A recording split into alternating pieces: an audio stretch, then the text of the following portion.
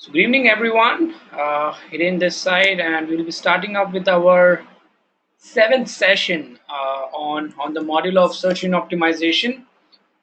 And today we will be learning more about the manual content outreach. Okay. So before we go ahead, let me just give you a recap about what all we have done in the last week. So we have in fact started up with the rest 50% of the SEO from previous week, and it was more of an off-page optimization. And when I say off-page optimization, it is more of a link building. Now, what is link building? We've understood that, considering relating this with the real life scenario of recommendations and references, Google also considers, link building as a consideration and recommendations. Okay. So the more number of recommendations you have, the more number of backlinks you have got, the higher is the chances for your website to rank at top of Google. All right. So that is what link building is all about. And post that, we've learned some important, details about the link building, which is do follow and no follow, right? And we have invested a lot of time learning that particular concept as well. I hope everybody can recollect that do follow and no follow. And post that, we've also seen some of the techniques, some of the ways how you can build backlinks. In fact, we have also built a live backlink through reddit.com, if all of you can recollect. Okay, I've shown live practically how you can build a backlink through Reddit and similar sites, right? And then we have stopped ourselves due to time constraint at this point of topic, which is manual content outreach. So now, and this is also an interesting part of link building, which is manually approaching other bloggers, other websites. So Google loves content, and it matters a lot when somebody else, I mean someone else, is writing about your brand, or someone else who is giving you a backlink from their blog, from their website. So that is what manual content outreach is all about. Okay, so let's get started with that. So we have a complete link building. When you talk about manual content outreach, we have a complete campaign flow. All right. So this is the entire process. You need to, pay little attention to understand this entire process. However, we will be diving in detail. Okay. So number one, which is setting goals. So when I say setting goals, in this case, you have to you know plan your plan about your website, like how many backlinks do you actually need. So how to do that? It's very simple. You want to rank at the top, right? That's the main goal. I mean, every website, every SEO company will have that. They want to rank at the top of Google.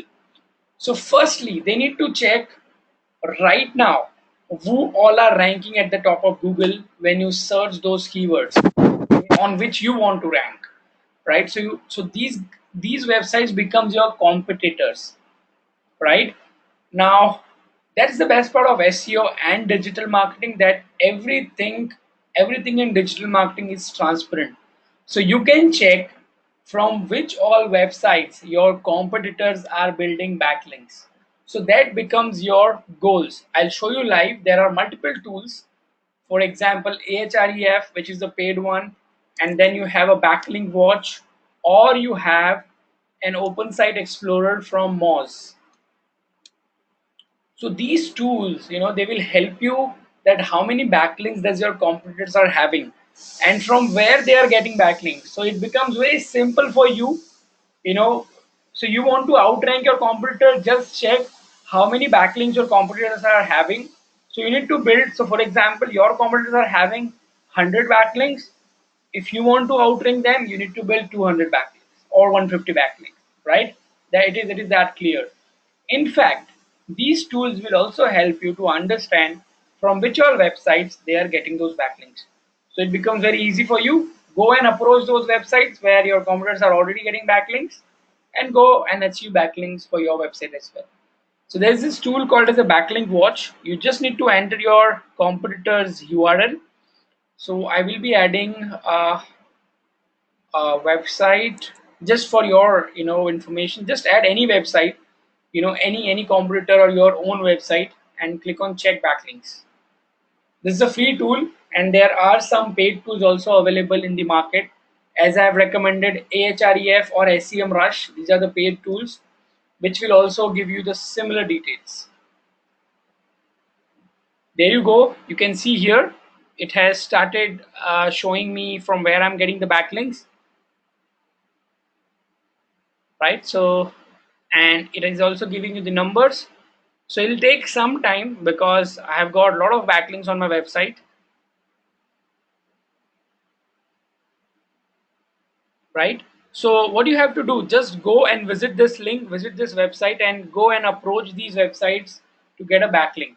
Right now, how to approach these websites, this is just the one way, okay? And this is kind of setting up the goals. So for example, as I said, I am having 100 backlinks and I want to beat my competitor. You need to you need to set up your goals. So your goals here will be, I need to build 150 backlinks. So that becomes your first step. Second step is finding assets.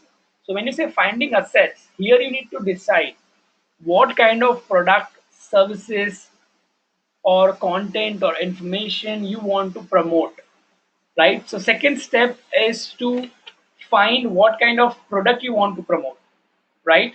So for example, you're promoting a client, where they have 100 products. So you need to check with your client that which product they want to promote aggressively based on the season, based on their margin, based on the profit. Okay.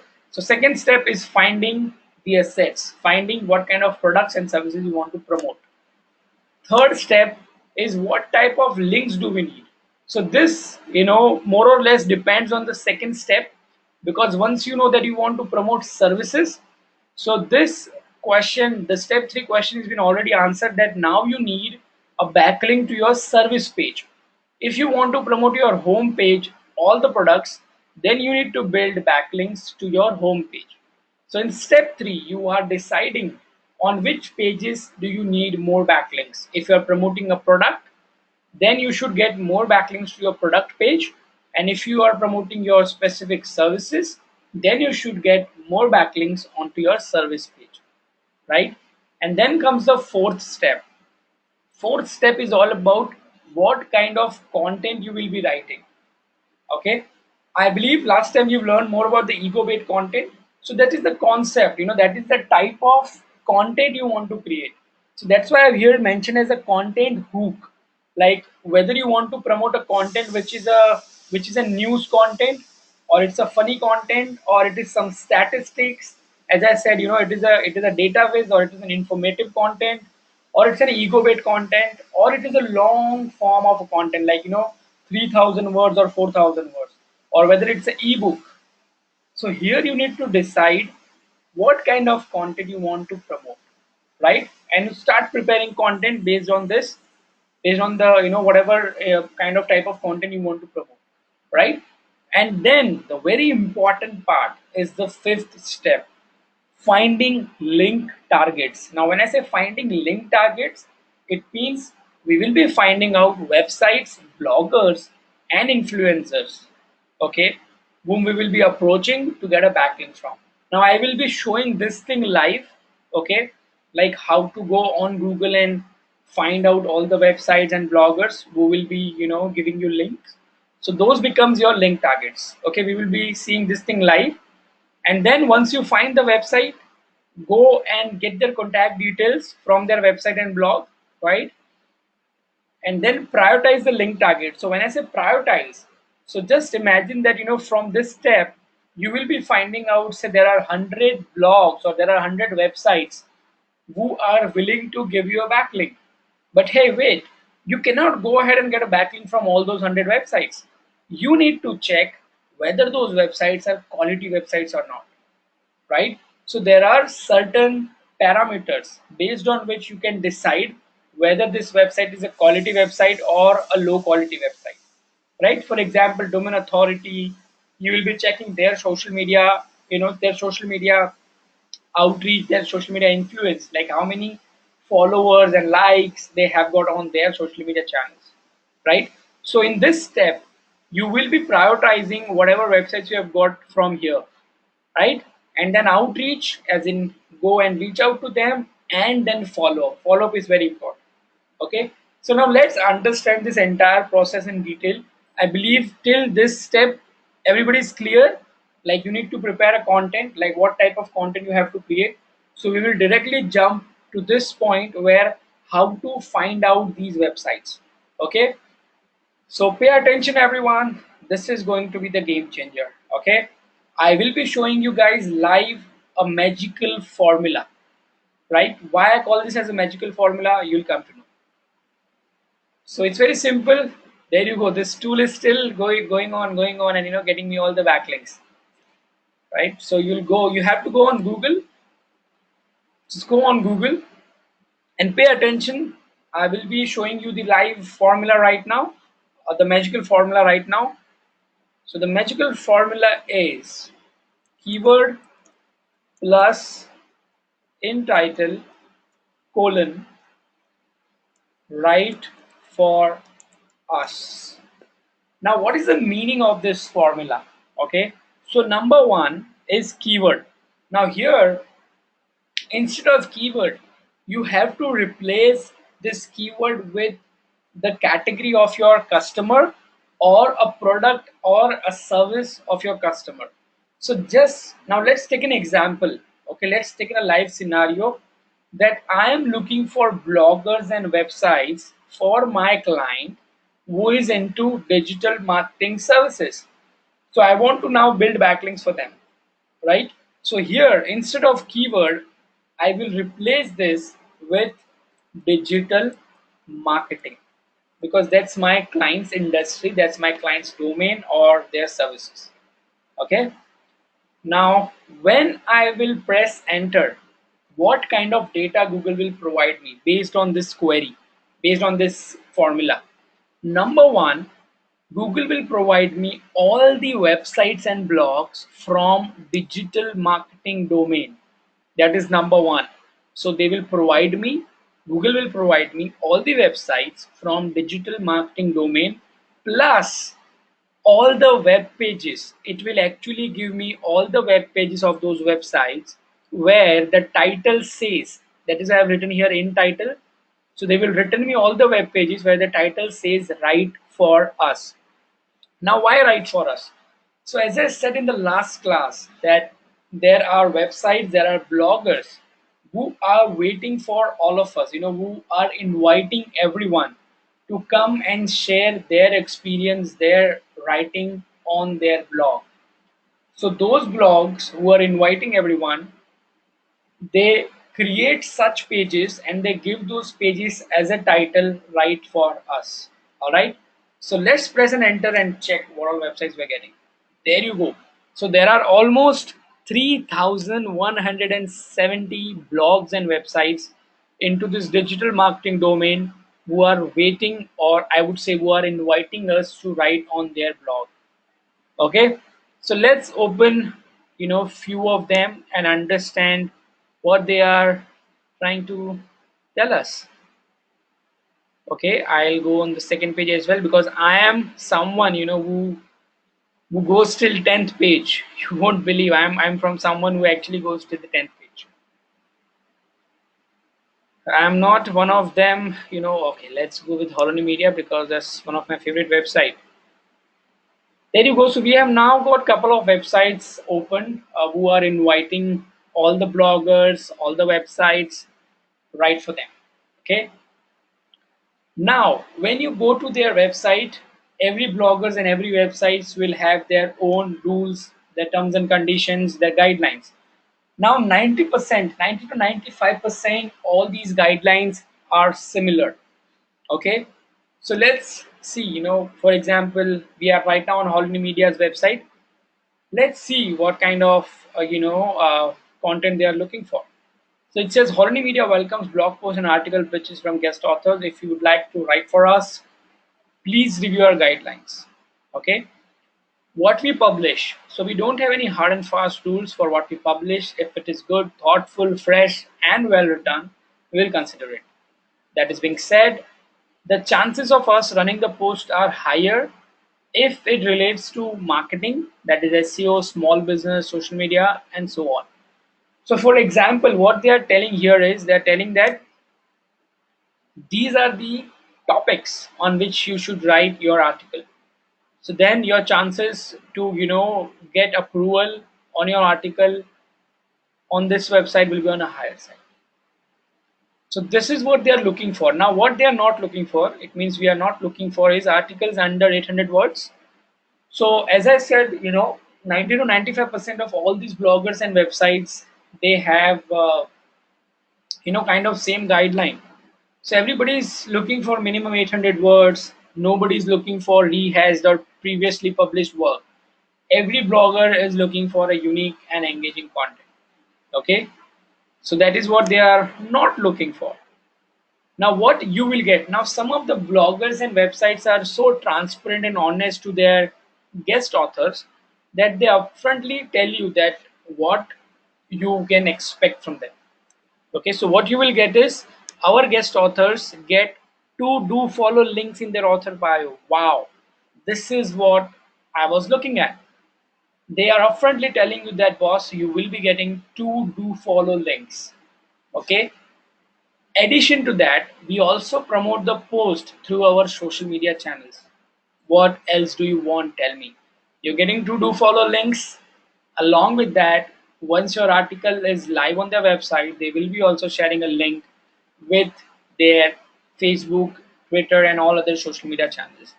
So the chances are on a higher side that you will be getting traffic, because since they'll be sharing this on their social media profile, plus you are also getting a backlink. So that is how it goes. I mean, then you need to go and approach them. Most of them will be having a form. So fill up the form and outreach to them. Similar ways, some of them will also be having kind of email ID. So they are not having a email ID. Let's check for someone else.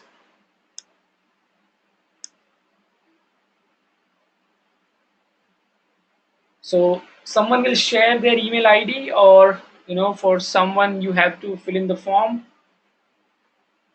There you go. This is what I was talking about. Editor at the rate digitaluncovered.com. Okay. So yeah, that is how you need to reach out to them. And this was just an example. So you can change this formula, okay, based on your customer's requirement. For example, your customer, your client is into, say, health industry. He's from health industry. So say change this keyword to health. There you go. 9,640 websites and blogs into health industry. If your client is from fashion domain, say fashion, 8,000. If somebody is from, say, lifestyle, so just change your keyword and you'll be getting, wow, 37,600. There you go. Okay, so Ameya says, great, this is a good idea for me as a blogger too. It's solved for posting inconsistently and writer's block. Yes, Ameya, you can also create a write for us page and invite other bloggers to write on your website or on your blog. Okay, in fact, I have seen many websites owner, many bloggers, they in fact pay you when you write for them. So you being a blogger, it is also a good money making system where you can approach. But before that, you have to build some portfolio for you. You should have a good blog of your own. Then you can showcase to them that this is what I have built till now. And I've seen many of the bloggers are getting paid around 50 to $60 for one article. Now that is not bad to start with. And in fact, if you cover up 10 articles in a month, that is almost $500 a month, right? So along with your full-time job. Okay, so yeah, that is how you need to find all the websites and blogs. And after that, it is also very important that how you are outreaching them. Okay, how you are contacting them, because that becomes a game changer. Because these bloggers and website owners, they get almost not less than 20 to 30 guest blog post approach every day. So you need to stand out from all those approaches, from all those proposals. So I will be showing you one more thing, how you can approach them. Okay, So first of all, you need to make sure that when you are approaching them with through email or through form, create a good looking nice email. Okay, and after that, create a good signature. So there you go. For an example, what I've done is the subject line matters a lot, because by reading the subject line, the webmaster, the blog owner, the website owner will able to understand what this email is all about. So bang on upfront, tell them that this is a guest blog post approach or a proposal. Okay, you can change this, like you can tweak this entire content based on your need. This is just for your reference. Okay, and then use their name. If by an email id, the email id which you get, if from an email you can get to know their name, use their name. I have not used their name because I was sharing this with my student, for his reference, that he can use this same email content. So the second thing is use their name, right? And then start with your email content. So I'm here saying that landed on your blog while searching for social media, and believe me, it was a great read throughout your site. So what I'm doing here is, in my first line itself, I am appreciating his work. I'm making him feel good. Okay. In fact, I would suggest that, if possible, try and paste here one of their blog links, one of their article links, and tell them that I've liked this particular post very much. What will happen? They will feel good. Okay, so you have impressed them in your first line itself, and then slowly start pitching your idea. So what I'm doing here is, I'm starting my proposal saying I also have a unique and genuine article created on various social media topics, where I'm sharing 6 years of my experience into the marketing domain, and I want to publish this content on your site as a guest post. I feel this would be a perfect blend for your reader and they would like it. Let me know what you think. I am excited to hear back from you. So this becomes, because there are a lot of softwares available, to reach out these bloggers.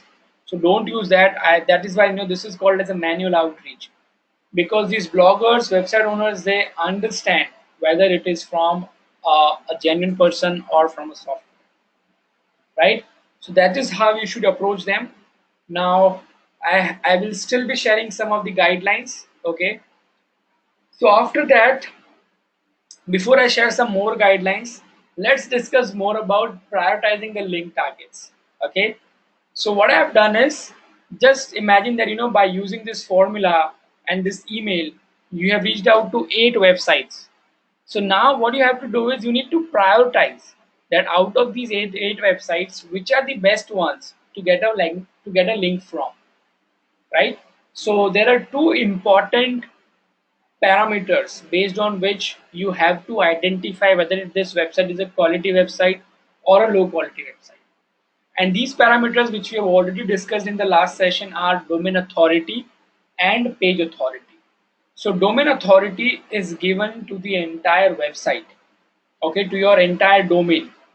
And then you have a page authority, which is specifically for that particular page. Okay, so every page on your website will have a page authority, and average to all those pages you have domain authority, right? So what I have done in total score, so here I'm mentioning the domain authority of this website, the page authority of this website, and I have taken the average of both this domain authority and page authority and came with the total score. And then in this priority, I have created grades. Now this you can create by your own formula again. Okay. For example, what I'm doing here is, I'm saying that all the websites which are above 80 as a total score will get A grade, and all the websites which are above say 60 will get a B grade, and above 35 all will get a C grade, and below 35 will get a D grade. So what you're doing is, you're creating a group. So all the A grade websites are these, B grade websites are these. So this will help you and your client to understand that what kind of or what quality of these websites are. Okay. And how to check domain authority? Can anyone answer this question? I believe I have already shown this in the last class. How to check domain authority?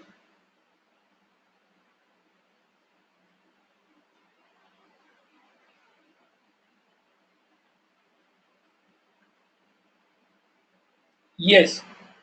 So you can check that with the small SEO tools, or you can also check that with the Moz OpenSet Explorer, right? So when you're outreaching them, these are the some tips which I also wanted to share while you are outreaching to them. So number one, tell them why should they care about you. Okay, so leverage your content hook. That's what I said. Mention some of their work, right? So they will feel good. So make them happy and tell them what action you'd like them to take.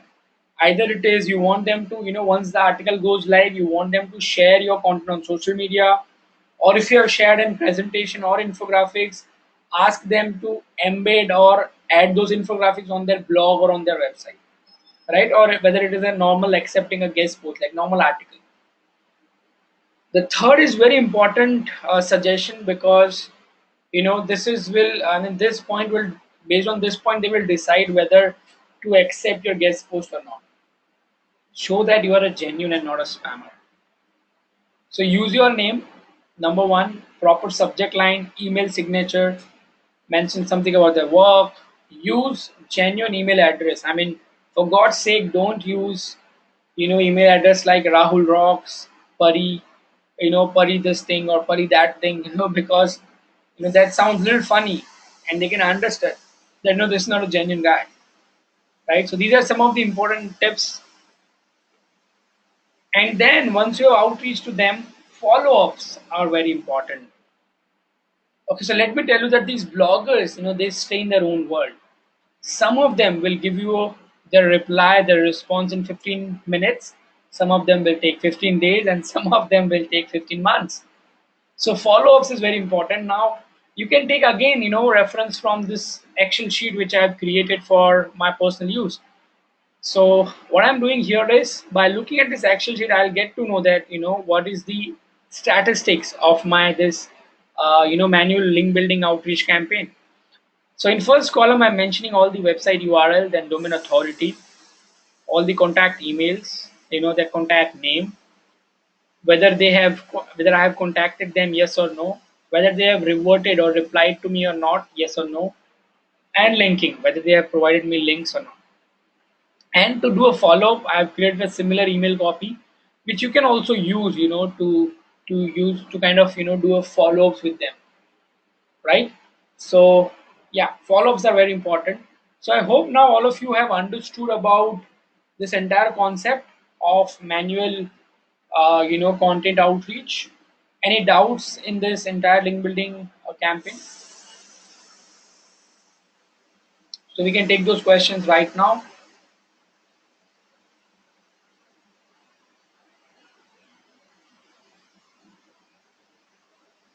Great. So let's move forward. Some of the important link building metrics which you should consider while building backlinks. Number one, we all know domain strength. So you need to check the domain authority of a website before building any backlink. By the way, if I have to ask you this question, what is the domain authority, like the ideal domain authority that you should consider while building a backlink, which by looking at which you can identify that yes, it's a quality website. No, 80 plus will be too huge. Yes, I said 25 plus or 25 above will be considered as a good quality website. So approach only to those websites which are having 25 plus as their domain authority, right? And then you have a page authority. Similar wise, you also need to check their page authority. Okay. Now anchor text. While giving a backlink, you should, make sure that everything is relevant. For example, if I link to a page using the word fitness routine, then it is likely that the page being linked to contains the information about the fitness routine. Now, this is very important because your anchor text will give search engine an indication that what is the page all about. If you are giving a link to fitness routine, and while clicking on this, it is leading or it is redirecting you to some website like which is about furniture or about health, that doesn't make relevancy, right? That is also very important. When there are so many, why not select 80 plus? So that completely depends on you, Noel. I mean, I believe websites which are 80 plus, they will charge you some money because they are at some other level.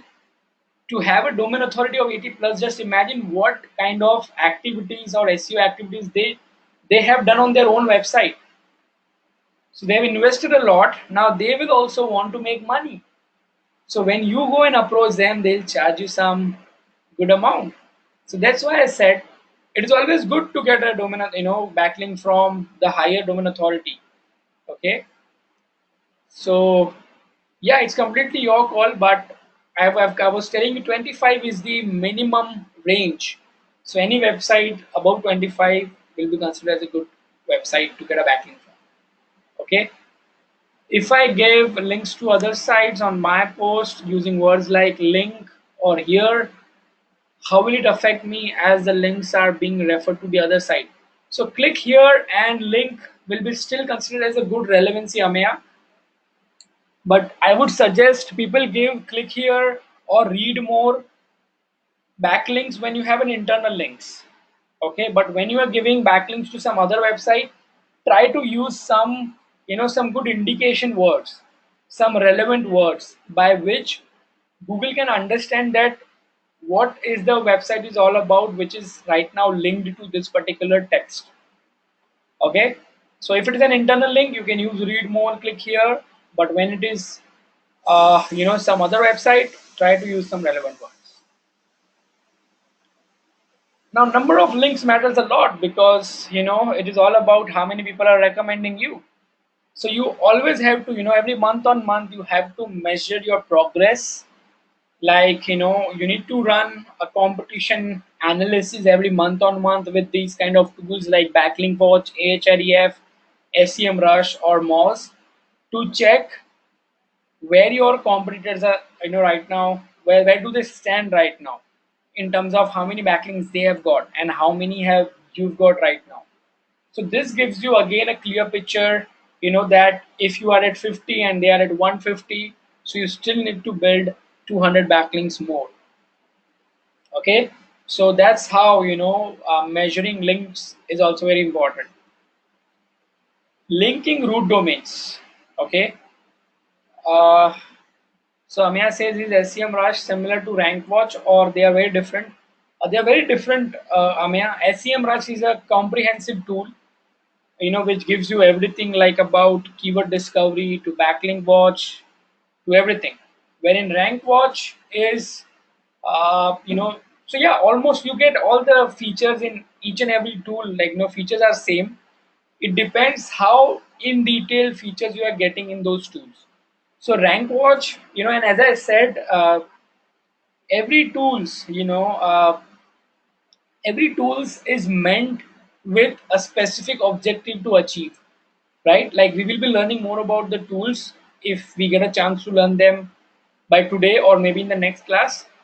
So every tool is meant to achieve a specific task. Now, I always suggest this to my student because there are, you know, tens and hundreds and thousands of tools available on the internet. It becomes very confusing for everyone which tool to use for, which tool to opt for.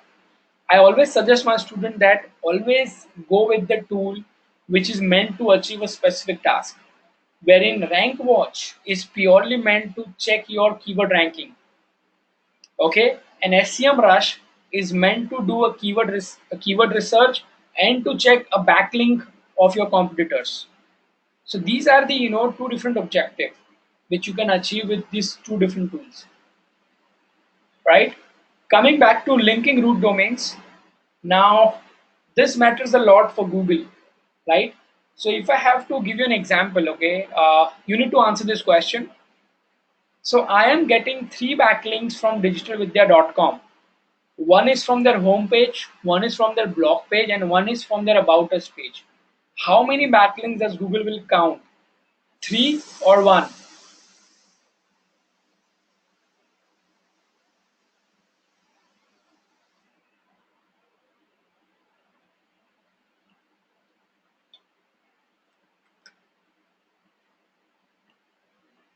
Okay, so the answer is total backlinks will be considered as a 3, but when you talk about unique backlinks, or when I say linking root domains, I mean abc.com, digitalvidya.com, that will be counted as a 1. So Google only cares about how many total root domains you have got who are linking back to you. Okay, so it doesn't mean that you have got a one backlink, you got one backlink from digitalvidya.com. Don't again go and post the different article on the same website. Once you have got a backlink from this particular website, now jump to some other website, try to get a backlink from different websites. That is what getting linking root domains is all about. So increase the number of unique websites which are linking back to you. After that, we have relevancy of the linking page. So this also matters, the page from where you are getting a backlink. So this is an example of, say, when you go and submit your website into directory, you need to make sure that you are submitting your website into relevant category. Okay, into a relevant category. So that also matters a lot, because Google overall checks the relevancy. If you are into an health industry and you get a backlink from furniture, no, there is no relevancy. So maintain the relevancy from the page, from the website, from where you're getting a backlink to your client's website or for your own website. Okay, so Noel says if the backlink is not from root domain, it doesn't happen, Noel. I mean, I'm talking about here is get a backlink from, I mean, Google considers one website. It doesn't matter if you get a backlink from about us or homepage or blog page, but for Google it will be considered as a one backlink. Okay, so we're talking about the unique domains. All right, so that's all we have for the backlinks, right? I Is there any questions till now? What all we have learned?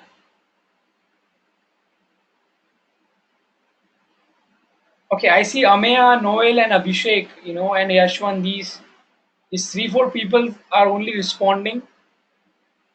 I hope others are also understanding this concept, like Kostav, Murthy, Nisha, Shashank, Shubham, Sonal, Vaishali, Upma. I hope all of you guys are there and understanding this concept. If you guys have any doubt, please let me know.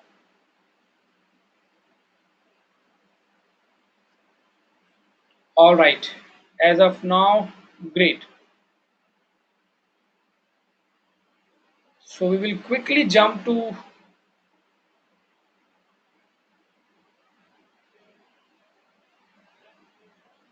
the second part of the link building, which is the social SEO. So what is social SEO? Social SEO is search engines may consider links to and from social media as a signals, okay, for ranking web pages. Now we need to leverage these social media channels effectively to boost SEO.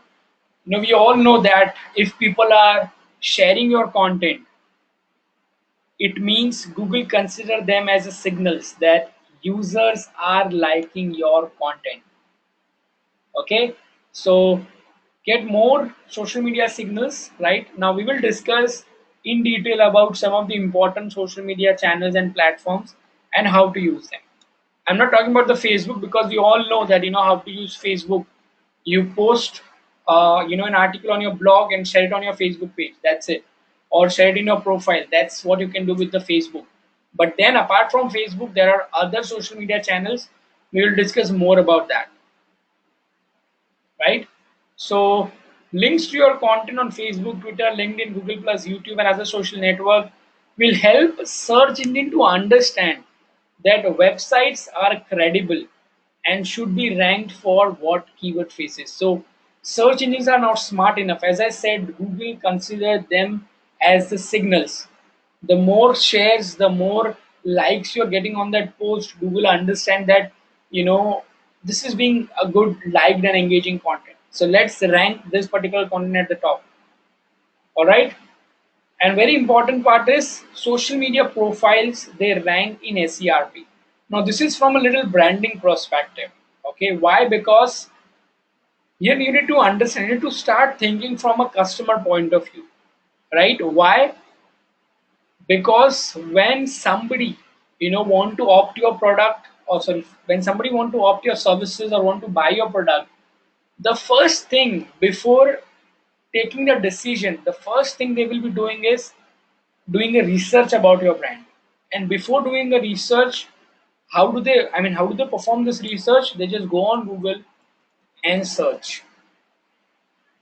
So now just imagine that you are my customer and you want to buy SEO services, or you want to opt SEO services from me for your client or for your own blog or your website.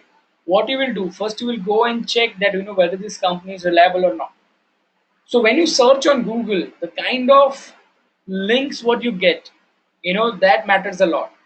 And since we are talking about the social media, we have seen that when somebody is performing a brand oriented keyword, we tend to see most of the Facebook and Twitter and Instagram pages, right? So this is the first impression which I will be creating on my customer, that yes, this particular business have got around 4.8 as a rating. Or they will also check this Google Maps. We will be coming on to Google Maps later on when we discuss about the local SEO. So yeah, right now we will discuss about the Facebook. So this is important. Number one, reviews, and then they will go and check how active you are on Facebook or some other social media platforms, right? So that's an important part, all right? Because if somebody is commenting on your post and your customers, they don't see someone who have not reverted to that comment, that creates kind of that this particular brand is not available online to answer or to respond their queries. Okay, so that's one. Second, some social media important channels like SlideShare, Quora, YouTube, Pinterest, Facebook, as I've already discussed, like things about Facebook. Okay, Tumblr. How many of you have heard about Tumblr?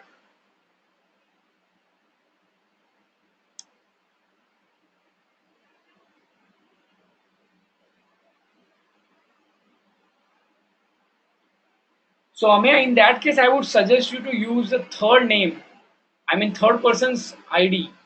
Because when you yourself, Twitter is fine, but on Quora specifically use a third person's name, because when you talk about yourself, that doesn't create that much impact as compared to when third person is talking about your brand. All right, I hope you have got my concept.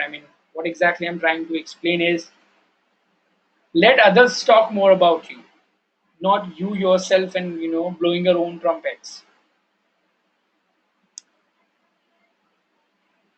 Okay, so Tumblr is similar like WordPress. Okay, Tumblr also gives you a facility to create a free blog. Now here you don't need to create a blog based on your uh, a brand name. Go and create this blog as a third person, as you are somebody else and you have opted for their services and reviewing their company or their product. Okay, or just it's a pure informative article about your client's business and industry, and somewhere in between the article give them a backlink, right? And then SlideShare. Anyone who have heard about SlideShare? I think around a couple of years back it's been acquired by LinkedIn. So on SlideShare you can specifically create presentations. Okay, so yeah, that's also kind of a content which you can look to create for your customers. So for example, if it's about shoes, so you can create a presentation about the different types of shoes, right? Create different types of shoes, variety of shoes, and where to buy from. And let me tell you, when you go and submit your presentation on SlideShare, in the description, you have an option to give a backlink to your website. And let me tell you that SlideShare gives you a do follow backlink. Okay, so SlideShare is very important. Now talking about Quora, you can use it in a multiple ways.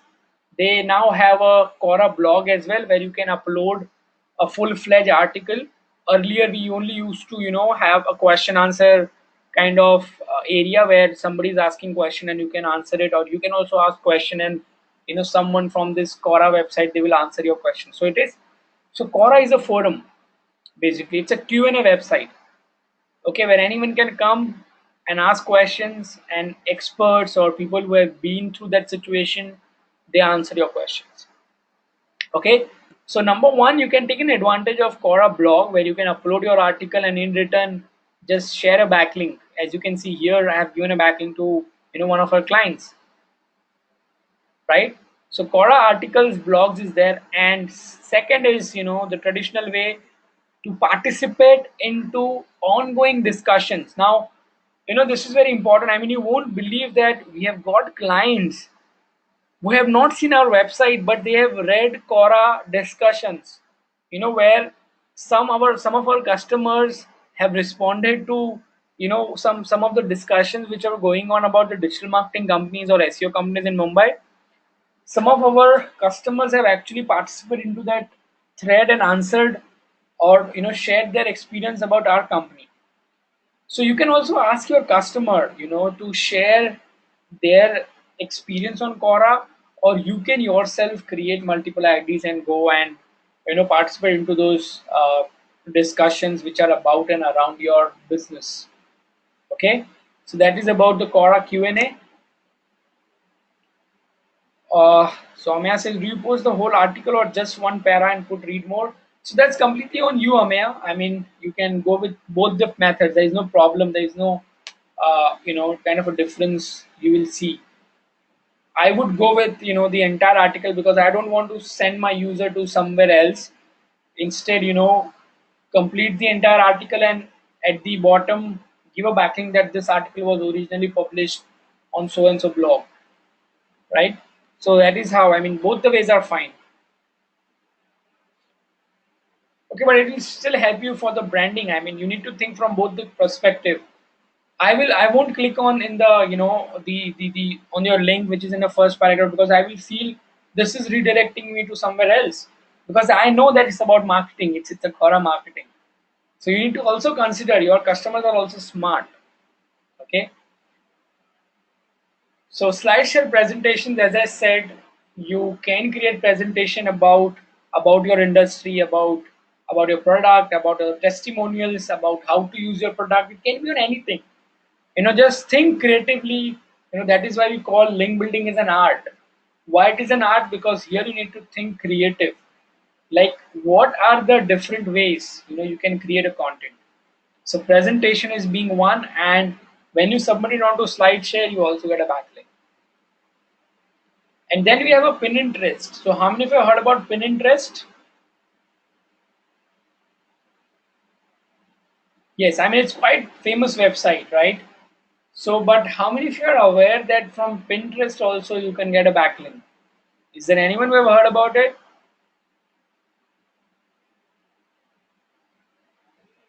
Wow, so Yashwant says he hasn't heard about it. But yes, Yashwant, you can get a backlink from there. It's very simple. Just create a Pinterest account, sign up for Pinterest. You will get an option. Either you can create a board, and under a board you can have multiple pins, or you can start creating pins, right? And when you create pins, there is an option to upload a title tag. So create a title. They will take automatically image from there, and then some description. And when you click on this, read it. It'll take you to the website. Where you have added a backlink, right? So Pinterest also gives you a backlink. Amaya says, can you, in the end, give me some suggestions? So no, Amaya, I mean, Pinterest, as you said, it is good for, for those businesses where, where you're talking about products, or where you talk about images, or where you have catalogs or collections. For them, Pinterest works really well. So similar way, you need to create content for your blog. So it can be a list-based content, like top 10 best places to visit in India. or in Goa or any location. So that becomes, that is how a blogger can take an advantage of Pinterest, where you have 10 different things. So, you are creating that engagement or excitement in front of your users that they should click and read their article. So when you have some collections or catalog, such kind of thing, at that time, Pinterest, is very much helpful. I hope you have got my point, Ameya.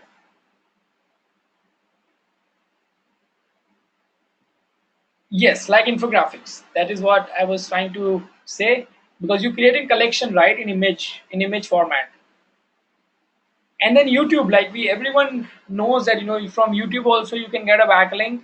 It's very simple. Create your channel, and when you upload a video, in description box there is an option to get a backlink. There you go. For an example, this, subscribe to channel, or they have a Facebook link, and then they have a website link as well, right? So YouTube, apart from YouTube, by the way, there are multiple websites like YouTube. I don't know if you guys have heard about it, but I will be sharing this for your information. Apart from YouTube, you have a Vimeo, which is also quite famous. Meta Cafe, Dailymotion, these all are quite famous websites. You can also go there and get a backlink. So if you have created a channel on YouTube, go ahead and create your channel on these other websites as well. Okay, because of getting backlinks, and you are doing it for free of cost, right? Yes, IMDb is also one of the website from where you can get a backlink. So yeah, again, about the YouTube, you can include your keywords into the title tag. Make sure that the keywords are there in the description, and you can mention the website URL as well, right? So that was more about the social media sites and social media platforms which you can use for your SEO activity, right? So I hope all of you are with me till social media SEO. Great.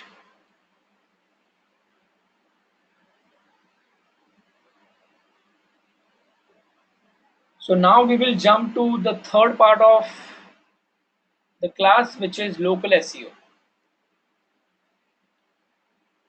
So yeah, question goes to all of you. What is local SEO? Now, we have heard a lot of about this topic. Like, let me talk about in website SEO. No, it's not in website SEO, Yashwant.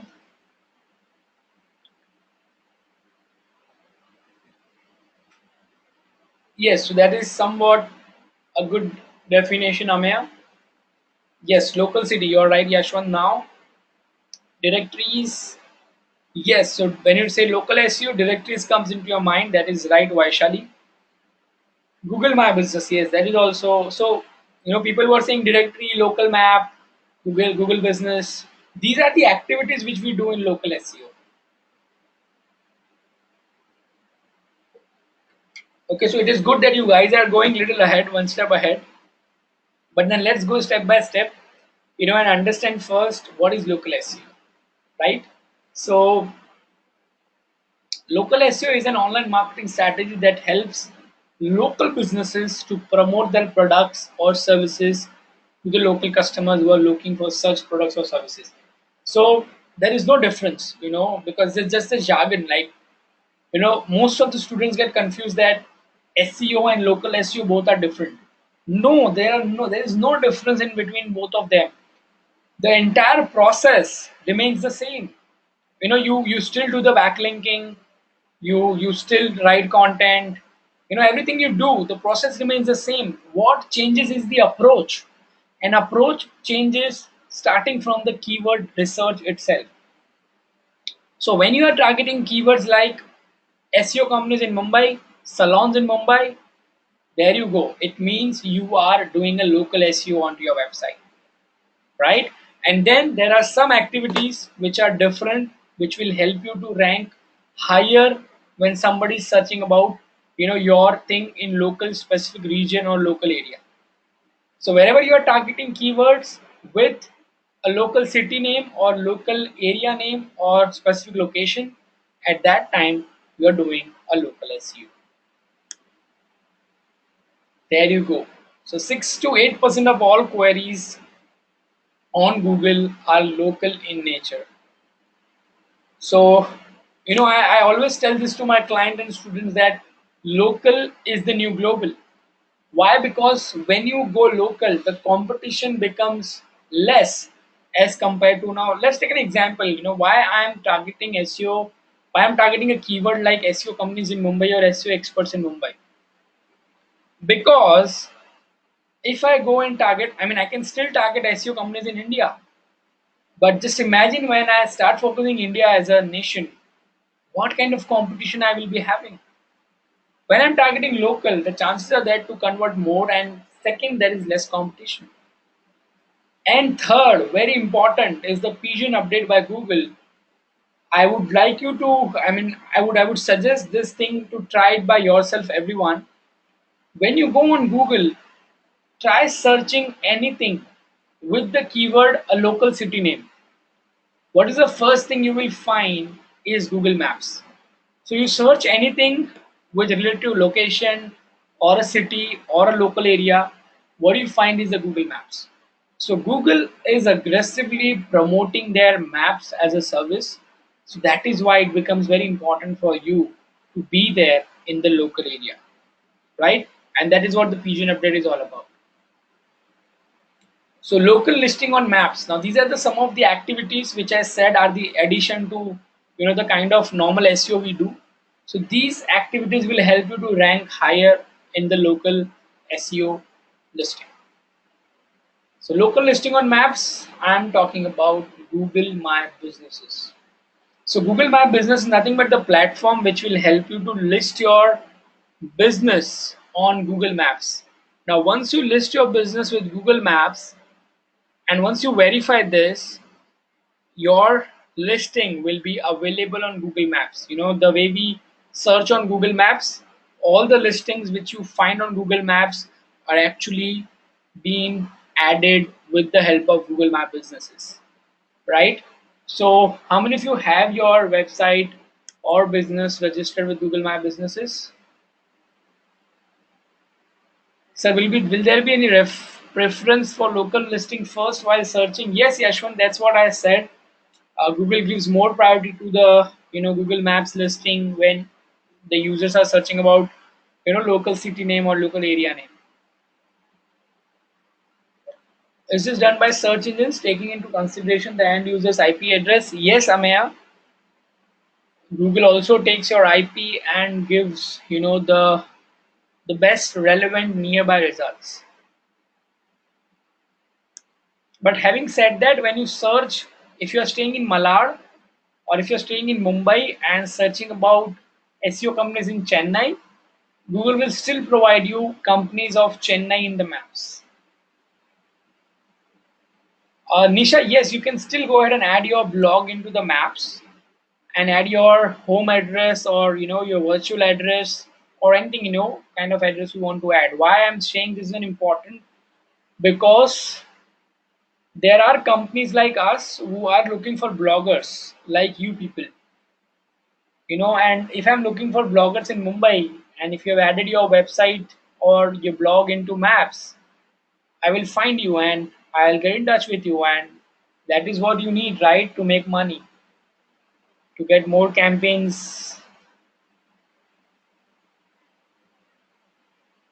Okay, so I hope all of you and I hope all of you have your business on Google My Business or Google Maps. Those who don't have, please go ahead and register yourself on Google My Businesses.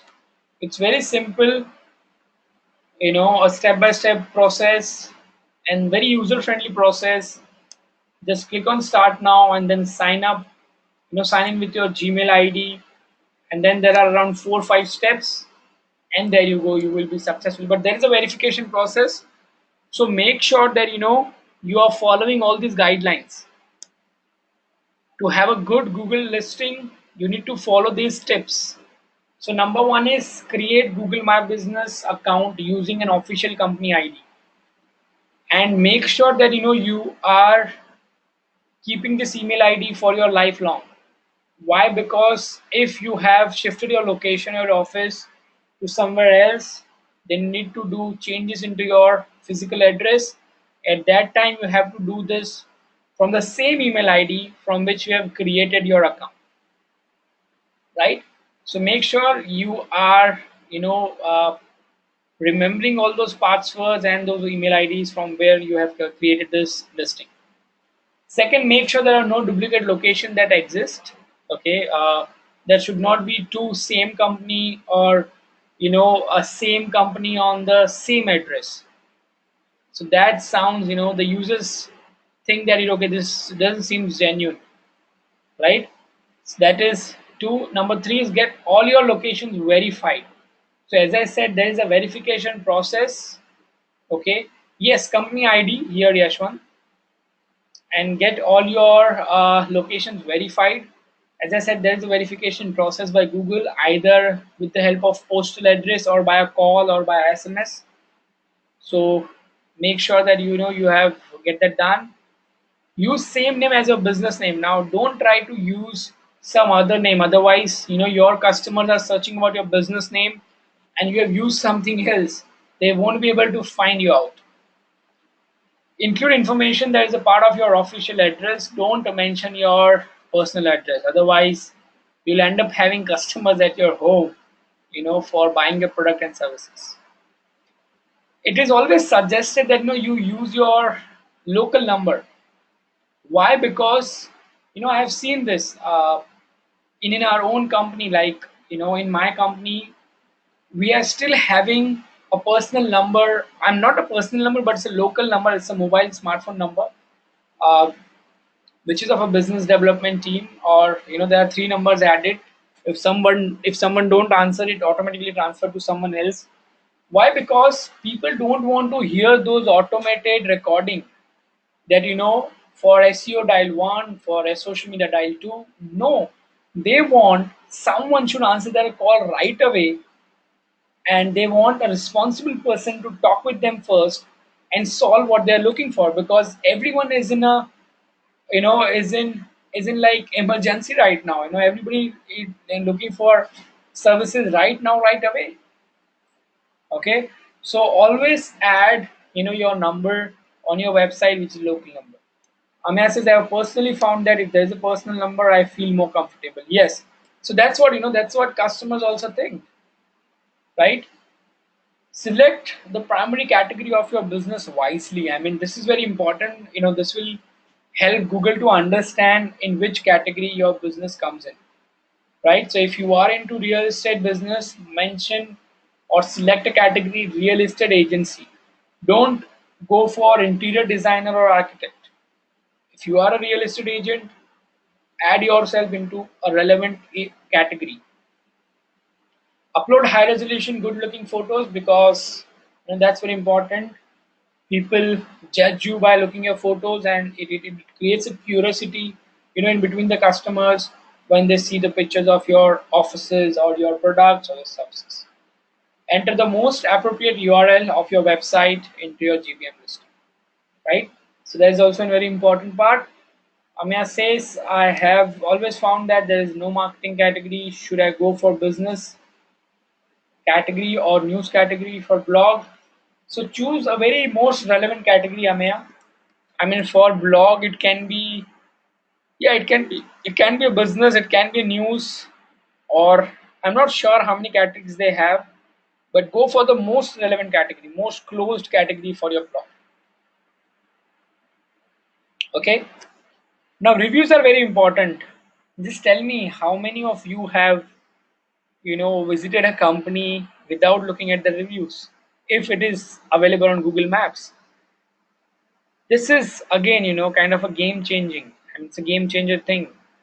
So you can have this a marketing strategy where you are telling your customers that please review us on Google Maps, and in your next visit you will be getting 10% off or 15% off.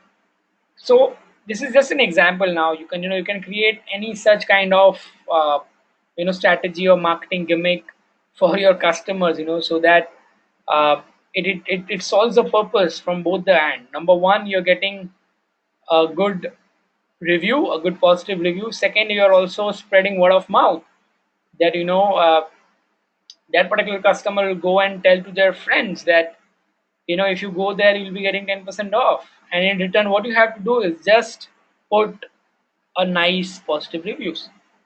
Okay, so that's the marketing strategy. Like, nowadays everyone are doing that.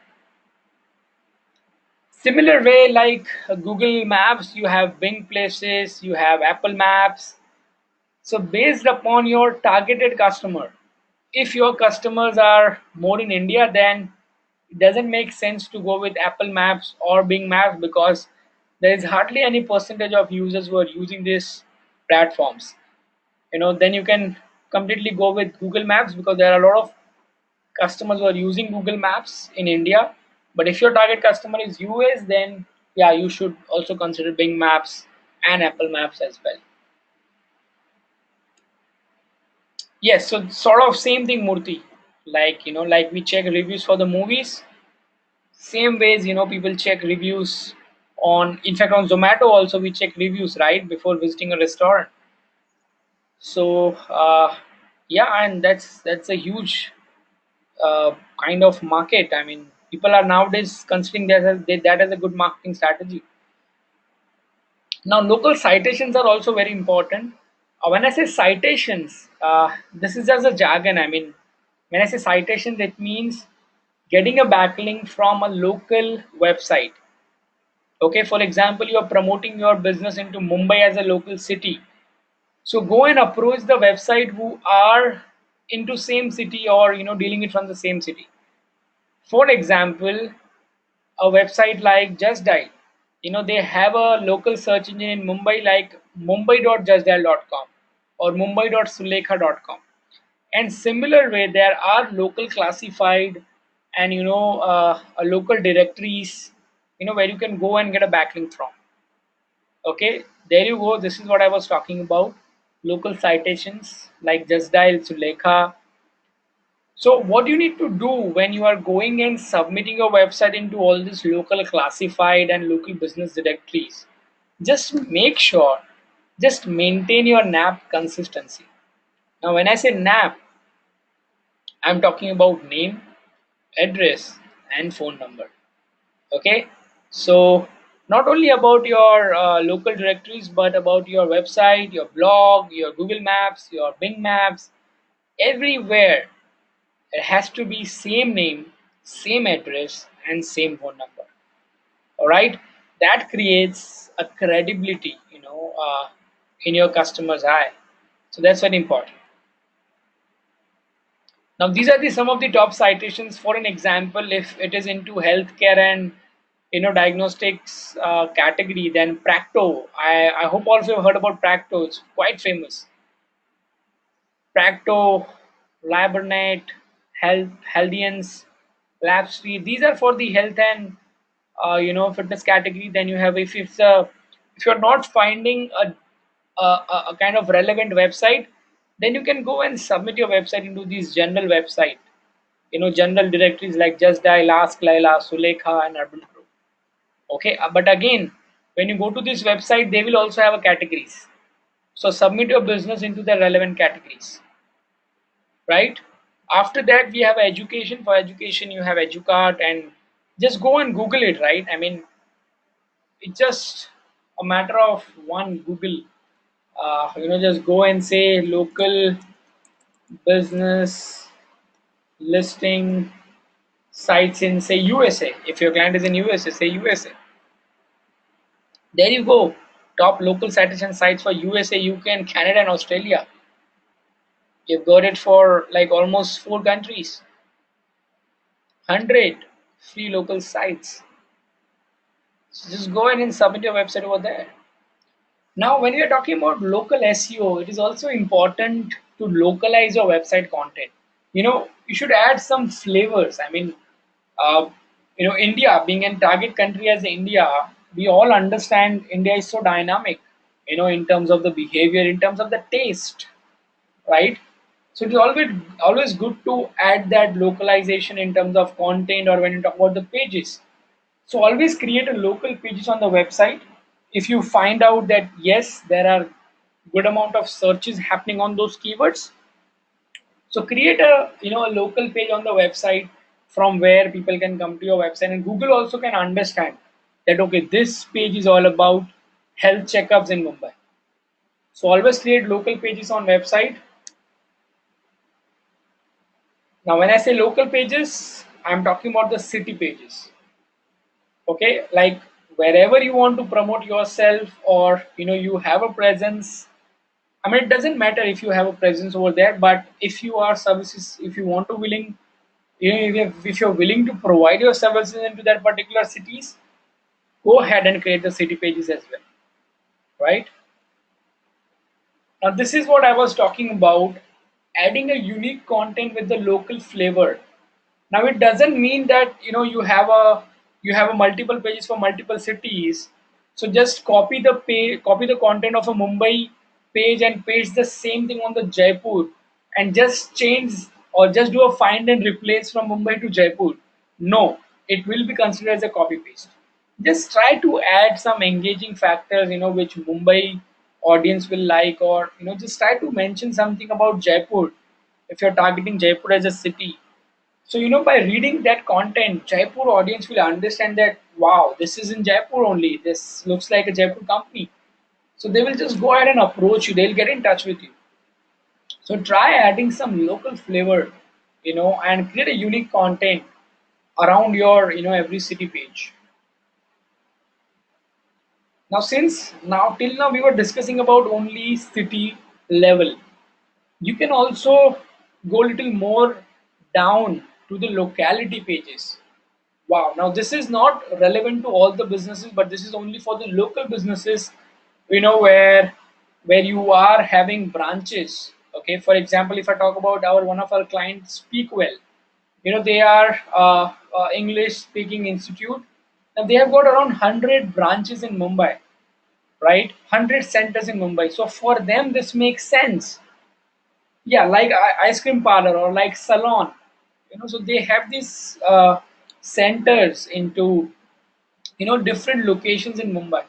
So for them, you can still go little down and create locality pages as well on your website. Okay, so that is the locality pages, and after that you can also optimize your local pages. Now, as I said, the entire process is same. What I'm doing here, we have discussed about this. You should add your keyword into title tag, into description tag, into heading tags, into content. So everything is same. What is changing is your keyword. For example, I'm adding a keyword which says salon in Bandra West, or salon in Mumbai, or English speaking classes in Bandra or Andheri, right? So what changes is the keyword. The rest, all the process remains the same, right? Images with the alt tag, maps with driving locations, local business schema, customer reviews, the testimonials, right? So that all matters a lot. And then contact us pages. So you can also create, a separate contact us pages for your separate cities. So if you have offices or branches in multiple locations, you can create multiple contact pages for each of these locations. Okay. So for an example, wedding planners in Jaipur, they have a separate contact us page. And when you design a contact us page for that particular city, make sure you're also adding a Google map, okay, with the specific address of the location, or of your office address. So from here, your customers can get directions, right? So that is what more about the contact us pages. Now Ameya says, so keywords and unique backlinks can be termed as the two biggest factors. No, Ameya, I mean, when you talk about ranking, there is no such single thing or couple of things which will help you to achieve rankings. SEO is all about doing everything right. You cannot demand for ranking by performing in say, you can say, I've written a good content, my website should rank. No, you have to perform well in all the departments. You need to choose right keywords, create a right content, and get a quality backlinks. So and perform everything, like on page, off page, everything has to be there perfectly in place, everything. I mean, that is when you can demand for backlinks, and then you don't even need to demand, because if you're performing well in all departments, Google will automatically start ranking you over there. Okay, so yeah, any questions, any doubts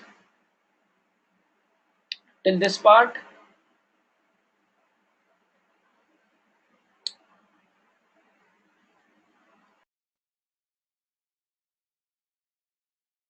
Hello, is it hello?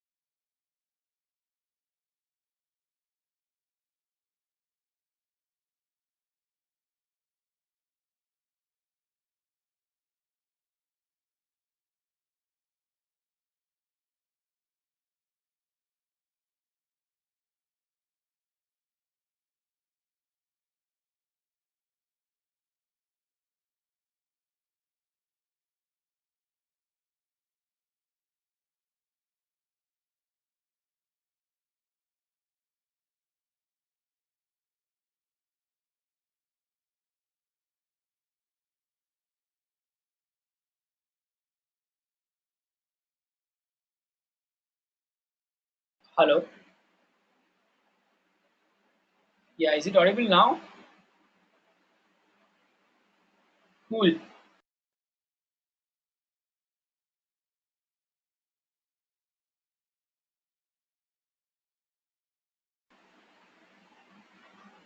Great.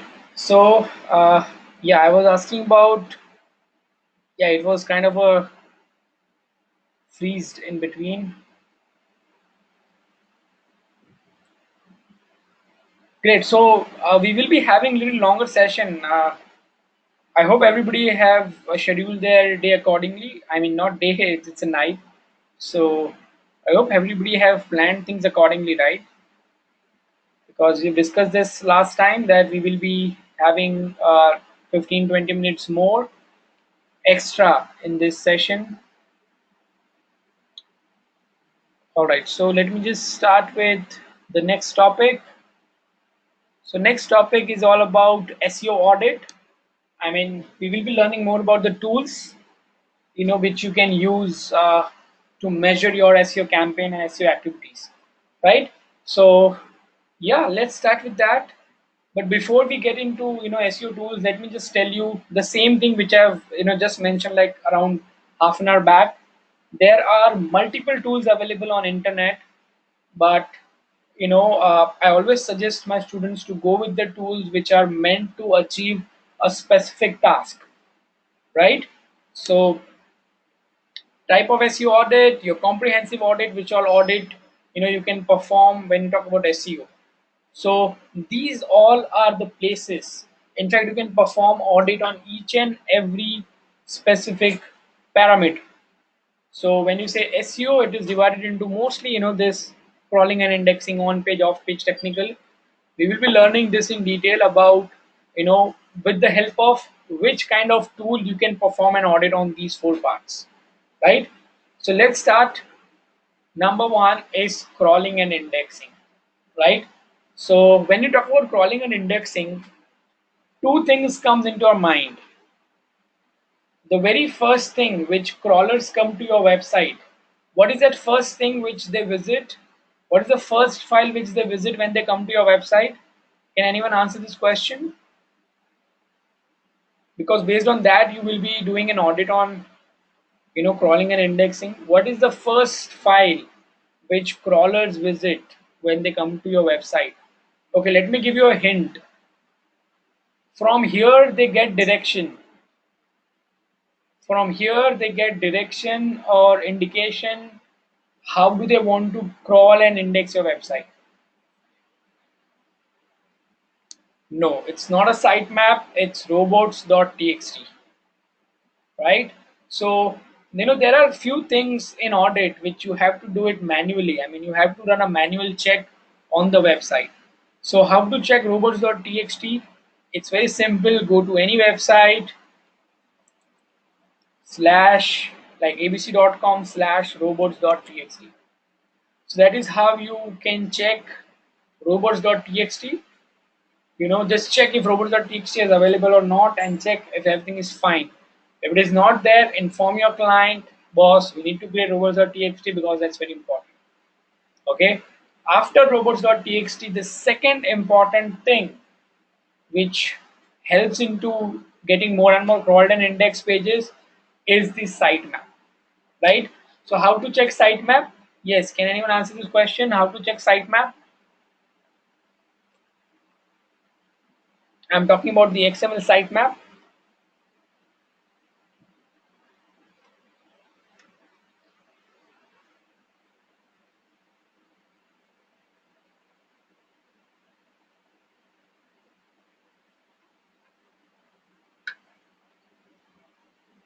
Yes, you are perfectly right, Noel, but you have just skipped a slash. Instead of abc.com.sitemap.xml, it should be .com/sitemap. Okay, so great. Now this also you can do it manually, right? Just check whether XML sitemap. Okay, we are talking about XML sitemap, not HTML, because from SEO point of view, XML sitemap matters a lot as compared to over HTML sitemap. HTML sitemap is for the users. XML sitemaps are for the search, search engine bots, right? So to check crawling and indexing, to perform an audit on crawling and indexing, what you have to do is you need to check robots.txt and sitemap.xml. So that was from the crawling and indexing perspective. Now let's come back to the on-page audit. Now, when we talk about on-page audit, what are the parameters we usually check? I mean, this was there in your assignment also in your week 2. If you guys can recollect, or people who have actually started working on the assignments, when we talk about on-page audit, what are the parameters you guys usually check, or we SEO experts usually check? No, it's not a search console, Murthy. Content, no, links comes in off page, Omeya. Links don't come in on page, right? Okay, speed we will keep it for a technical audit, because when you talk about page speed, you get to know more of technicalities, right? You need to improve the minify the JavaScript or HTML files. But when I say on page, yes, Upma, you're right. Vaishal, you're right. We are right now talking about title tag, the description tag, the heading tags, content on the page, right? We're talking about the content, meta titles, description, heading tags, image alt tag. This is what comes under on page. So, people, how many of you have completed your assignment, by the way, the week 2 assignment?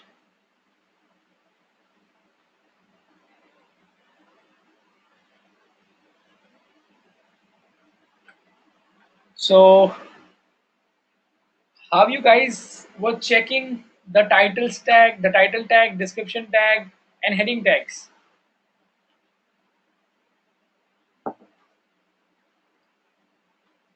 Okay, so those who have done, they must have checked the title tag and description tag by going into view page source, right?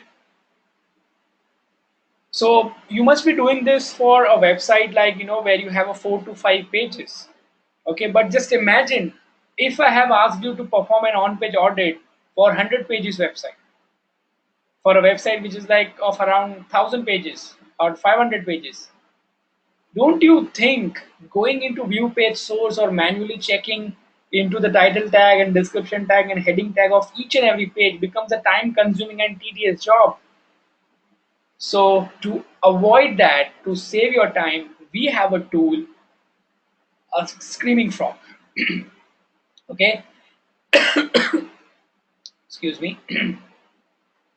So as I said, Screaming Frog is meant to perform a complete on-page audit. Which where you can check title tag, description tag, heading tags, images, URL. Okay, we forgot URL, right? On-page also includes URL. I hope all of you can recollect URL structure. Keyword hyphens, right? So you need to install a Screaming Frog. Okay, Screaming Frog is a desktop-based tool, so you have to download that into your machine. Just go on Google and search about Screaming Frog. You will get a website link. You can download it from there, and it's a freemium tool, right? Let's run that tool through. I've already downloaded that in my machine.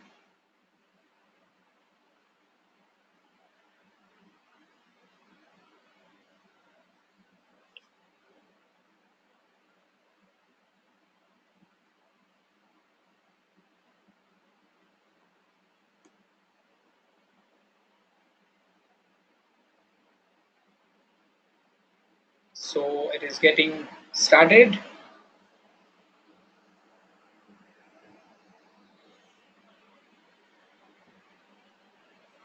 Uh, so Amay, it's a freemium tool. As I said, you can check a website up till 500 pages. But if it is more than 500 pages, then you need to upgrade to their pro version, or need to buy a license, something like that. Okay. So this is how it looks like, right? And as I said, this is being also used by the website developer to check some, coding errors, codes like response codes and protocol errors.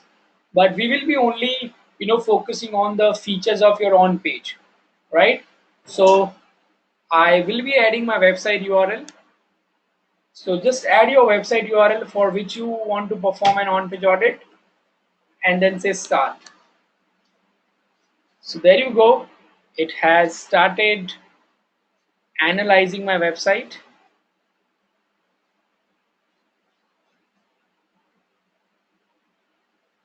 I go to URL. Alright, it's taking a little time.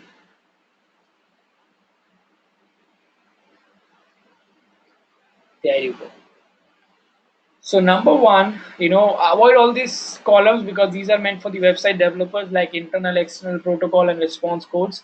We will be looking at URLs, right? So here you get to know all your website URLs.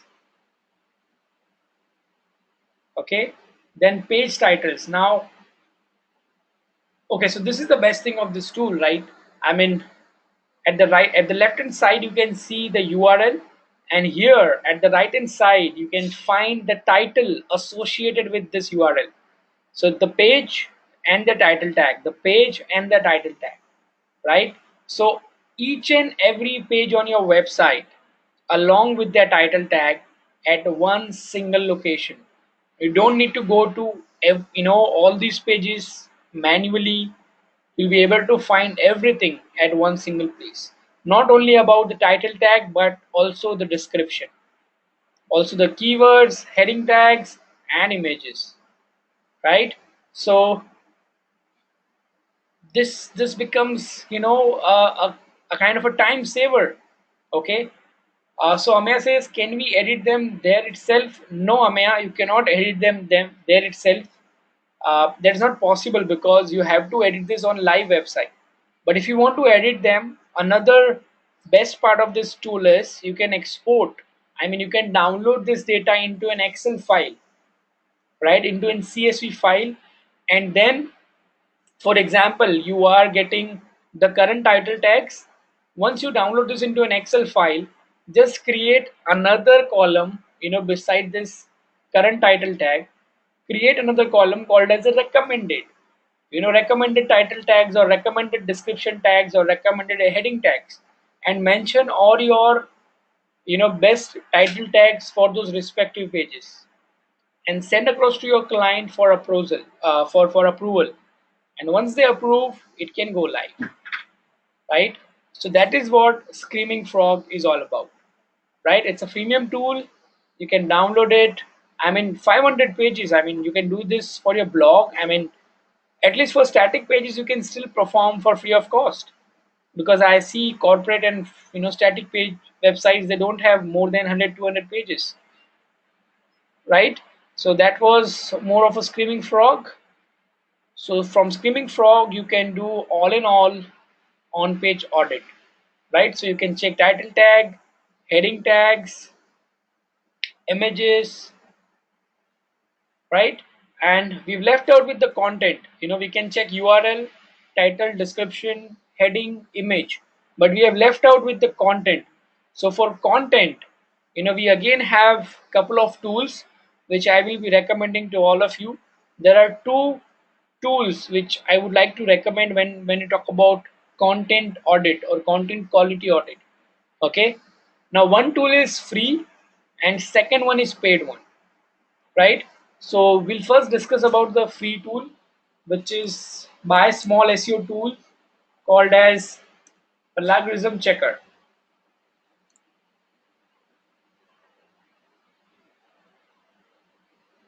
Okay, it is somewhat been powered by Grammarly. I mean, Grammarly is also a freemium tool. I don't know if you guys have heard about it. It's the best plugin available for the content writers. Like bloggers mostly use this tool. I also use this tool quite often,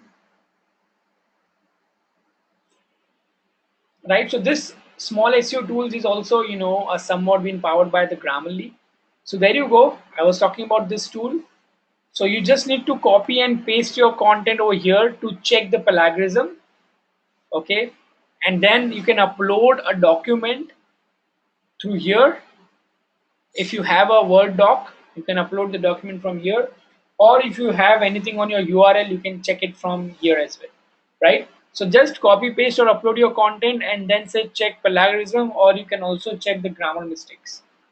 So this is the free tool. And when you talk about the quality, if you want, okay, so since it's a free tool, it won't be that accurate. I mean, we understand things we get in free, it won't be that accurate, okay? But yeah, it is good to start off with, but it won't be that accurate. If you want an accurate results, then there is a tool, the best tool available in the market to check the plagiarism and a duplicate content on the internet is called as a copyscape. Okay, so for example, I want to check content on my website where exactly is the same content on the internet. Just add your URL. It allows me around 2 to 3 times in a day, but if I fire more query than 2 to 3 times, then I need to opt for their paid version, right? So you can see this, my content is being copied from this website, Be Online. Since Allied Digital Media is a sister concern, so we have taken some of the about us section and testimonial and some of the contact us, and some service content from Allied Digital Media, from taken from the Be Online to Allied Digital Media, right? So yeah, like that is what you can check with the help of Copyscape. Now the question comes here, in plagiarism checker, especially on small SEO tools, what should be the average percentage? I mean, small SEO tool will providing you the result in form of percentage, saying that whether this content is 100% unique or 80% unique or say 20% unique. So make sure that you should have. I mean, it's still fine if you have a 20% duplication content. I mean, consider your content has to be 80% unique. Okay, if it is less than 80%, then there is a problem. Okay, so 20% here and there, you can take references, you can take some content from here and there. It is fine because we understand, right? Those 20% will be the words, some repetitive words if you are writing about the industry or writing a definition, right? So it has to be 80% unique, right? So we've discussed about two tools: small SEO plagiarism checker and Copyscape. So that was more from an on-page audit perspective. Now let's come and discuss about the off-page audit. Now, when I say off page, what all things come under off page? Can anyone answer this? What comes under off page?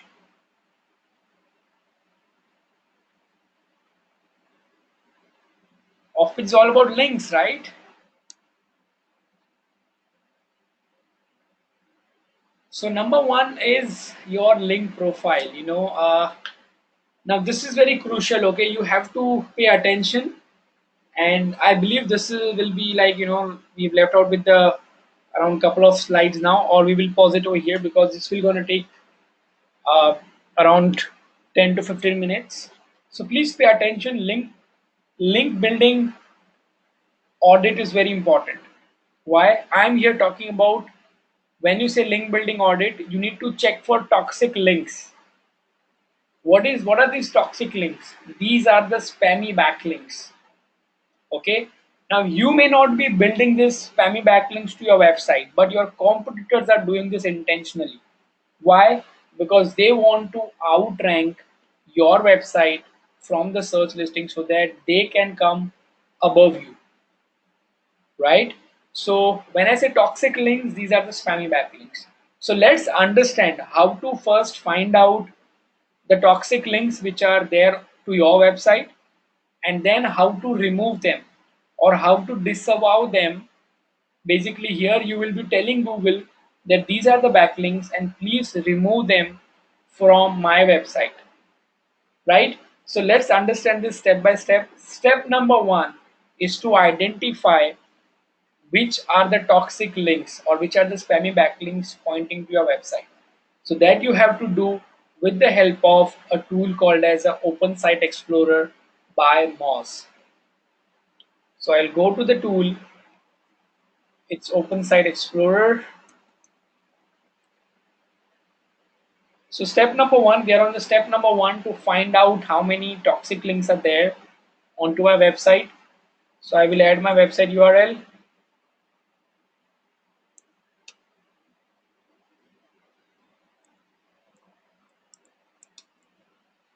and say enter. So there you go. It also helps you to find out the domain authority, page authority. Okay. And this is what I'm talking about, the spam score. By the way, for your information, you also get to know the number of backlinks over here. So yeah, like Moz is all in all, a comprehensive tool where you get to know backlink, on page, domain authority, toxic links, everything. So there you go. Spam score is even invented by Moz only. So how do they, give you this score? So basically, they study all the backlinks which are coming to your website, and they check the quality of those websites which are pointing back to you, and then they come across with the spam score, which is out of 17. So what should be the ideal score? So out of 17, it has to be maximum 7. Okay, it is good to have as low as score you can. Okay, but always, try to achieve less than 7. If it is go above 7, then there is a problem. Okay, it means there are a lot of websites, lot of toxic websites are linking back to you. So how to check, how to identify that how many toxic links are pointing back to you? There's this option in this tool called as a spam analysis. So click on this tool. All right, it is saying I need to log in. Let me just log into this tool.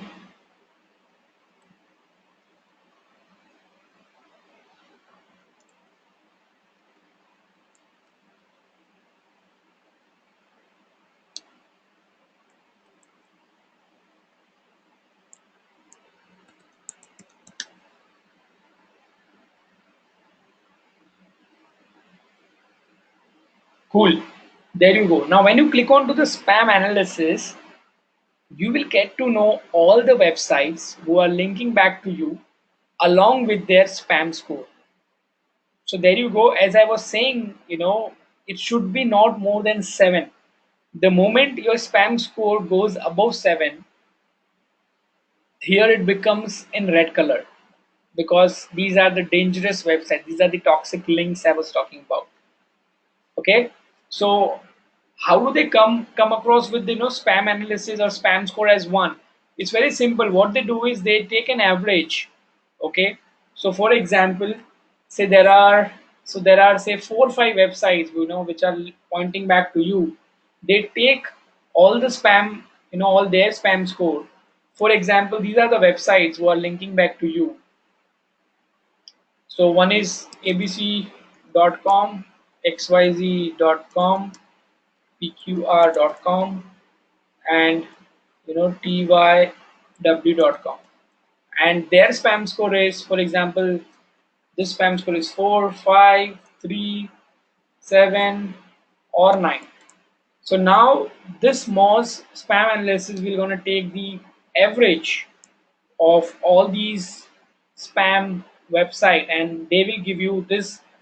This average will be assigned to your website as a 5.6 is your spam score, right? So this is how, this was a step one to identify all the toxic links, all the spammy backlinks. Okay, step two is to remove them, or to tell Google, or to disavow them, telling Google that please remove all these backlinks from my database. So number one is to identify. Now number two is going on Google and using a tool called as a search console. This is from a search console. You need to go on Google and search for Google disavow tool. There you go. Click on first result. It will take you to the webmaster section. Okay. It will take you to the webmaster section. This is how it looks like. Like webmaster and search console, both are same. So you will come across this screen. Now select a website, for which you want to disavow the links, right? So this is for Allied Digital Media, right? So select the website and say disavow links, right? So you need to pay attention. Okay, you need to only disavow links which are, which are spammy links, which are more than 7 as a spam score. Why? Because Google don't understand. If you disavow these backlinks which are good quality backlinks, then Google will also remove them. So make sure you are only taking toxic links. So just copy all these toxic links and paste it into a notepad file, right? Copy all these toxic links, paste it into a notepad file, come over the screen again. As it says, this is an advanced feature and should only be used with a caution. If used incorrectly, this feature can potentially harm your site's performance, right? So go ahead and say disavow links. There you go. Now it will ask you to choose a file which contains all your toxic links or your spammy backlinks. So choose a notepad file, where you have copy pasted all your toxic links. All right. Choose a file, upload it, and then say done. Once you will click on done, Google will go and remove those backlinks from your website's backend in 15 to 30 working days. Right now, there is no such time limit, but this is the ideal time frame. I mean, it completely controlled by Google, but from our experience, from our industry experience, whatever we have seen is it takes 15 to 30 working days to remove those backlinks from your website. Okay, so it is divided into two steps: to identify the toxic links, and step two is to remove or disavow those links from your website. Okay, so that is how you have to do it. All right, so all of you are with me till now, till link profile audit. Great. So let's move ahead about the brand presence audit. So now these are the manual audit. I mean, you don't require a specific tool, and this is very easy to perform.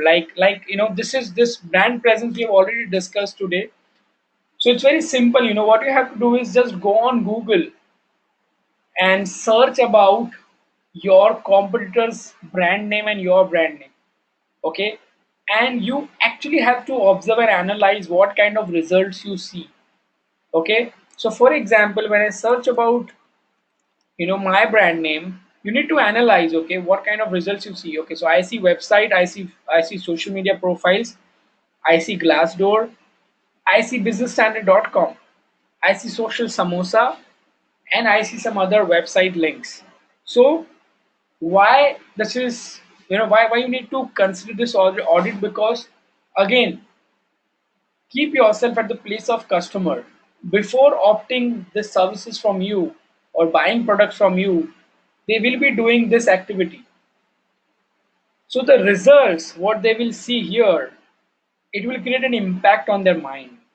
So for example, a customer who is opting for my services, they will perform this search and they will find this link from Business Standard, which says be online communication wins laurels, or some similar links to that. If they find out Naukri.com, cut short, or Glassdoor, or social samosa, which are the third party websites, what happens when user reads this kind of content, it creates a credibility about your brand, right? So do check your competitors as well. Try performing searching about your competitors and check where all they are present. So check my competitors, they are showing 2 star, 2 star. It creates a bad impression, right? So yes, you can use Hootsuite as well if you have good money, because Hootsuite is a quite expensive tool. And I mean, instead of going with Hootsuite, it is a manual. I mean, if you just go across, spend some time, you'll get some actually good insights. So not only about bad website. I mean, you can find out that if your competitors are present on some good sites, go and try to be there on that site as well. Okay, so that is what brand presence is all about, right? After that, we have a local audit. Just go and check where your competitors are present in terms of local SEO. I mean, check whether they are on Google My Business, check they are there on, local directories like Just Dial Sulekha. If you are not there and your competitors are there and they are ranking well, it means you are lacking. So just go ahead and submit your business on those local directories. That is what all local audit is all about. Now this is also you have to perform manually.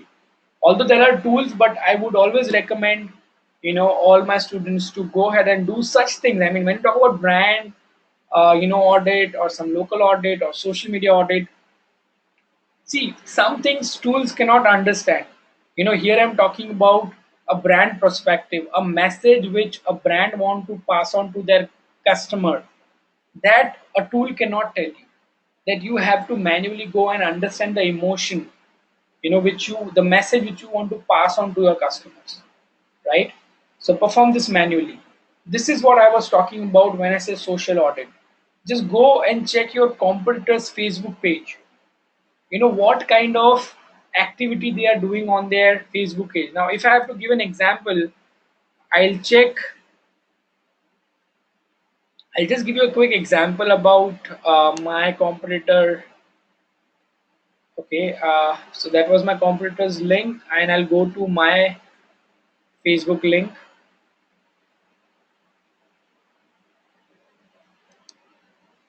Okay, so now we have got both the pages open over here. Okay, it's still loading. So there you go. Now when I see this page, okay, the cover photo itself gives me a little a corporate feeling. Okay, and when you see this cover page, you get a little creative, or a casual feeling. So digital, so again, both the perspectives are right. Either you want to go as a corporate, this is completely depends on what brand message you want to pass on to your target customers, right? So that should showcase in your creatives or your posts, what you're posting on your social media channels, right? So see, these are both are completely different. Here it is completely corporate, and this is very raw, very casual, very creative feeling that take me online. Okay, and then we look at the post here. where we are trying to promote information, like how to implement artificial intelligence on your SEO strategy. And when you click on this, you will land to business to community.com, which is again a good authority website. Over there, it has been posted by Allied Digital Media. So we are looking for a branding, but in a different way, where we want to pass on information to our customer. But when you look at here, they are talking more about the awards and recognition which they have got, right? So again, they are also doing branding. It's a direct branding, but here it's an indirect branding. So it's completely your call, right? So that is what you can get to know from a social media audit. Then we have a video audit. So just go on and visit their YouTube channel, check what kind of video they are creating, whether it's a customer testimonial videos or they are sharing some good information with the help of videos, or whether it's a how to use their product videos, right? And you should also mention how many views they have got, how many subscribers they have got. Okay, check their title tag, their description, the kind of keywords, the kind of video title they are using. So all these are kind of manual which you have to perform. Okay, so we will be pausing ourselves over here till technical audit. Okay, although technical audit includes the same thing what we have learned in Google PageSpeed. It's all same, right? Or you can take the help of GT Matrix or Google PageSpeed. So you need to check the score basically. All right, like in desktop and smartphone. I hope all of you can recollect this, the Google PageSpeed thing, when we were learning more about the technical SEO. So yeah, here is the same thing. Just check where all you have to improve. Either it's a minifying JavaScript or HTML files or browser, or it's whether it's all about optimizing your images. So that all suggestions you will get it from Google PageSpeed, and that all the technical audit can be performed based the help of with the help of your Google PageSpeed. So yeah, we are pausing it over here, and we will continue from this part on Thursday. From mobile responsiveness check, security, and then some suggestions like other SEO tools which you can use. So yeah, quite a good day today. We've added a lot of knowledge. We've learned a lot of new things about the tools. Now we are up for the competition. We are up for the question answer round.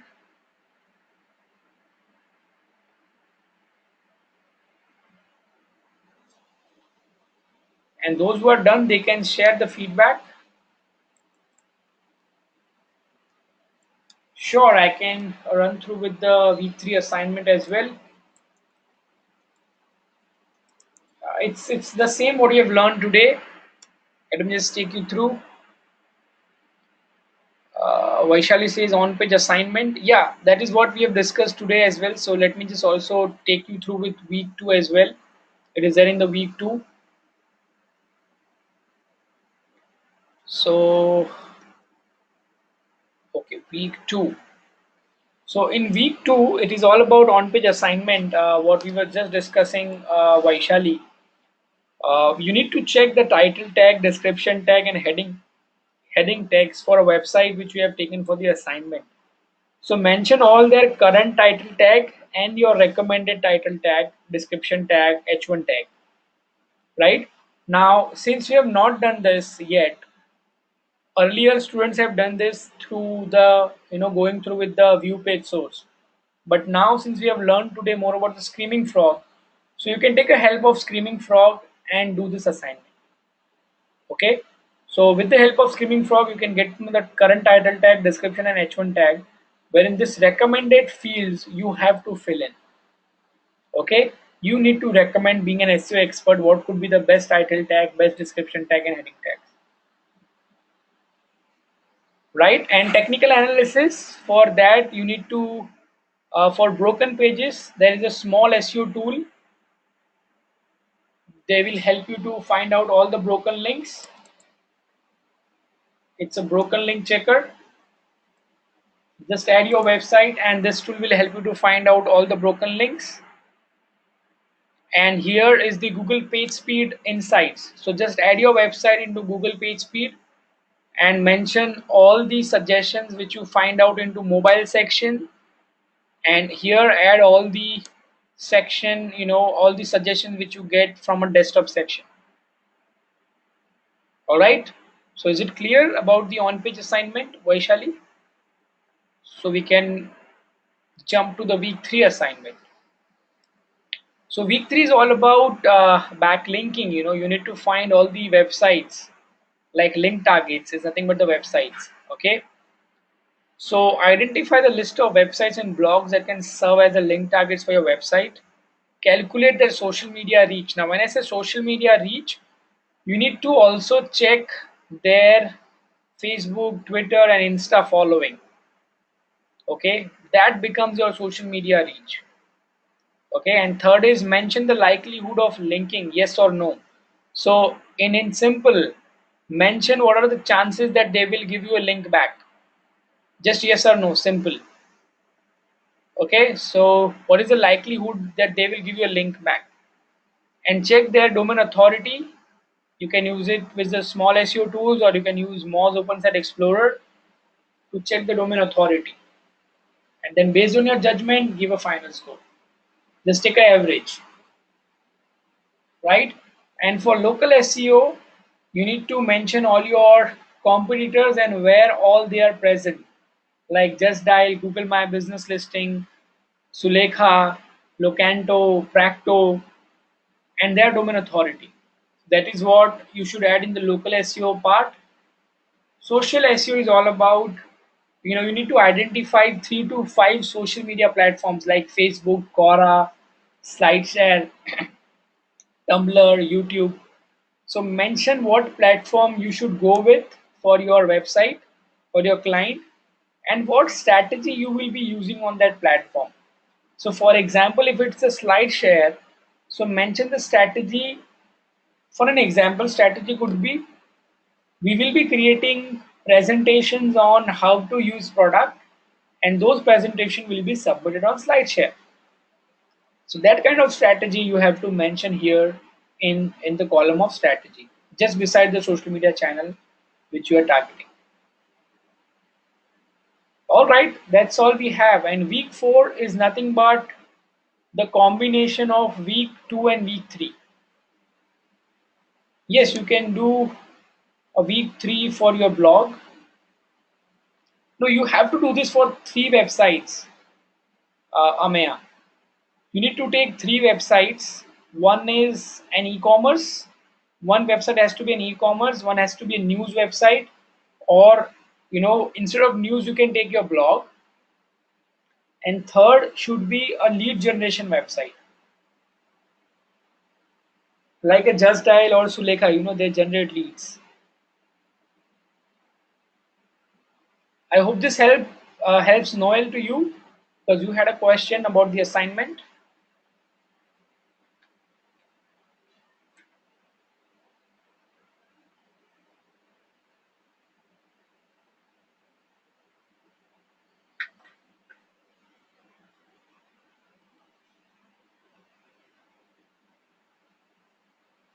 Yes, so please share your feedback.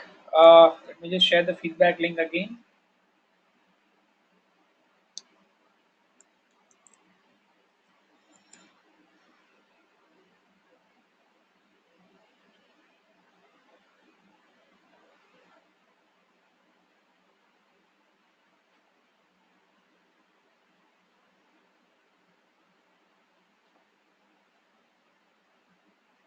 All right, so yeah, I think it's assuming that there are no queries, questions. We are good to sign off.